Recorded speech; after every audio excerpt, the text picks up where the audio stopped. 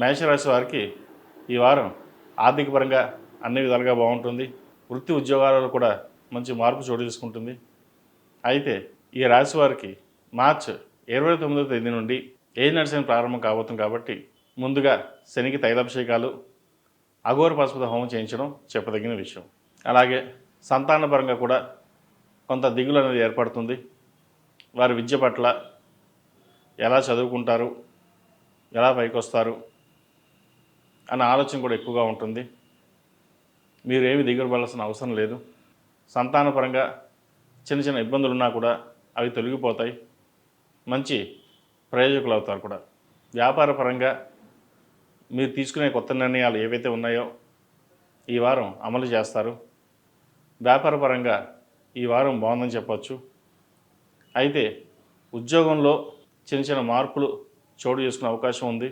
ఉన్న ఉద్యోగం బదిలీ కానీ లేదా ఉద్యోగంలో తీసేసే పరిస్థితి కానీ గోచరిస్తోంది. ఉద్యోగపరంగా కొన్ని జాగ్రత్తలు తీసుకోవాలి. కోపాన్ని నియంత్రించుకోవాలి. ఎవరు ఎన్ని చెప్పినా ఒక ధోరణిలో కాకుండా నలుగురితో పాటు కలిసి వెళ్ళడం చెప్పదగిన విషయం. అలాగే ఏలినాటి శని ప్రారంభం అవుతున్నప్పుడు, వ్యయంలో రాహు ఉన్నప్పుడు కొన్ని నిర్ణయాలు అనేవి తప్పుడుగా తీసుకునే అవకాశాలు కూడా లేకపోలేదు. కాబట్టి ఏ నిర్ణయాలైనా సరే 1-4 సార్లు ఆలోచించి ముందుకు వెళ్ళండి. అలాగే ఏకాదశంలో శని, శుక్రులు ఉన్నారు. జీవిత భాగస్వామితో చిన్నపాటి మాట పట్టింపులు కూడా వచ్చే అవకాశం ఉంది. కాబట్టి వాటి విషయంలో జాగ్రత్త వహించి ముందుకు వెళ్ళడం చెప్పదగినది. జీవిత భాగస్వామి సలహాలు, సూచనలు తీసుకుని ముందుకెళ్ళినట్లయితే మంచి ఫలితాలు సంప్రాప్తిస్తాయి. విద్యార్థులకు కాలం అనుకూలంగా ఉంది. విదేశీ వ్యవహారాలకు సంబంధించి అనుకూలిస్తాయి. ఏదైనా విదేశీ వ్యవహారాల కోసం ప్రయత్నిస్తున్న వారు కూడా ఈ వారం అనుకూలంగా ఉందని చెప్పచ్చు. విదేశీ విద్యకు సంబంధించి అన్ని విధాలుగా అనుకూలంగా ఉంది. విదేశాల్లో ఉన్నవారికి ఉద్యోగ ప్రయత్నాలు చేతి దాకా వచ్చి చేజారిపోయే అవకాశం గోచరిస్తుంది. అయితే దిగులు పడాల్సిన అవసరం లేదు. ప్రయత్నం చేయండి, మంచి ఫలితం లభిస్తుంది. ఈ రాశిలో జన్మించిన స్త్రీలకు వృత్తిపరంగా, వ్యాపారపరంగా అన్ని విధాలుగా బాగుంటుంది. అయితే ఆరోగ్యపరంగా మోకాలు నొప్పులు, పాదాల నొప్పులు, తలకు సంబంధించినవి ఇబ్బంది పెడతాయి.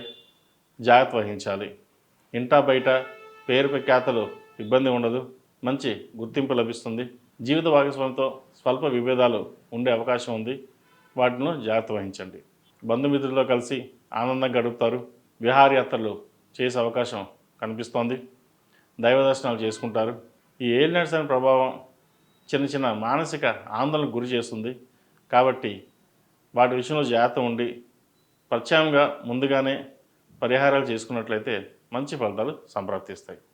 వివాహం కాని వారికి వివాహ ప్రయత్నాలు కొంచెం నిదానంగా జరిగినా మంచి సంబంధం కుదురుతుంది. విదేశాల్లో ఉన్నవారికి ఉద్యోగపరంగా, విద్యపరంగా ఎటువంటి ఆటంకాలు లేకుండా ఉంటాయి. అలాగే బంధువులతో కలిసి విహారయాత్రలు చేయడానికి మంచి సమయం అని కూడా చెప్పవచ్చు. అలాగే సంతానం కోసం ప్రయత్నిస్తున్న వారికి చిన్న చిన్న ఆటంకాలు ఎదురయ్యే అవకాశం గోచరిస్తోంది. కాబట్టి ఆరోగ్యం పట్ల జాగ్రత్త తీసుకుని డాక్టర్ని కన్సల్ట్ చేయడం చెప్పదగిన విషయం. మొత్తం మీద మేషరాశి వారికి గత వారం కంటే ఈ వారం బాగుందనే చెప్పవచ్చు. ఈ రాశివారు ప్రతిరోజు ప్రతినిత్యం ఓం నమో నారాయణ ఒత్తులతో దీపారాధన చేయండి. ఇంద్రాణి రూపు మెడలో ధరించండి. నరదిష్టి అధికంగా ఉంటుంది. అలాగే శనివారం నాడు, మంగళవారం నాడు ఆంజనేయ స్వామికి హనుమాన్ ఒత్తులతో దీపారాధన చేయండి. అలాగే ఆంజనేయ స్వామి దర్శనం చేసుకోవడం ఎంతో మేలు జరుగుతుంది.